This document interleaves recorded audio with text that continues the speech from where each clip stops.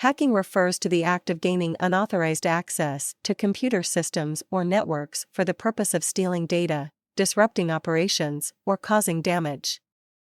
Hackers use a variety of techniques and tools to exploit vulnerabilities in computer systems and networks, often with the goal of stealing sensitive information such as passwords, credit card numbers, or other personal data.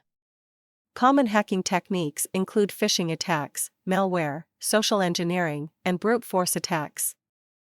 Phishing attacks involve sending fraudulent emails or messages that appear to be from a legitimate source, in order to trick recipients into sharing sensitive information or downloading malware. To protect against hacking, it is important to use strong passwords, keep software up to date, and use security tools such as firewalls and antivirus software. It is also important to be aware of common hacking techniques and to avoid clicking on suspicious links or downloading files from unknown sources.